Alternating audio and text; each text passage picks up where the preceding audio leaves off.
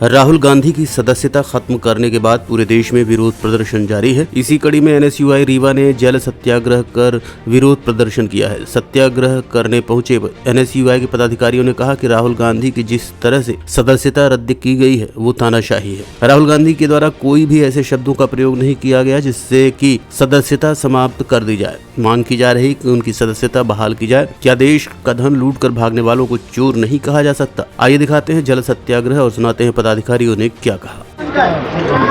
जिस प्रकार हमारे नेता राहुल गांधी जी की लोकसभा सदस्यता समाप्त की गई है, ये तानाशाह सरकार जो तानाशाह रवैया अपनाई हुई है, जो जनता की बात नहीं करने देती है, जो सदन को स्थगित कर देती है कि कोई जनता की आवाज न उठाए, विपक्ष की आवाज दबाने का काम करती है ये मोदी सरकार। उसके विरोध में आज हम एनएसयूआई के साथी जल सत्याग्रह करने पे बैठे हुए हैं और बताना चाहते हैं इस अंधी गूंगी बहरी सरकार को जो विपक्ष की आवाज दबाने का काम करती है और जनता के हितों की बात नहीं करने देती। हमारे राहुल गांधी जी का सिर्फ इतना सवाल था कि ये अडानी की कंपनी पे 20 करोड़ किसके हैं। इस सवाल को जवाब न देना पड़े मोदी सरकार को, इसलिए हमारे नेता राहुल गांधी जी को लोकसभा से बाहर कर दिया गया ताकि कोई सवाल न पूछे। कब तक आप विपक्ष की आवाज दबाएंगे?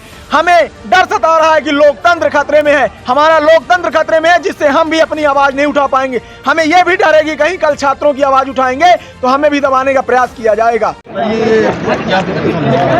ये आज हम लोग जल सत्याग्रह कर रहे हैं क्योंकि हमारे नेता राहुल गांधी जी की जिस तरह लोकसभा में सदस्यता रद्द कर दी जाती है एक तानाशाह तरीके से। 2019 का मामला था, उनके द्वारा कोई ऐसा शब्द या ऐसी अभद्रता नहीं की गई थी जिसके कारण उनको लोकसभा की सदस्यता रद्द की गई है।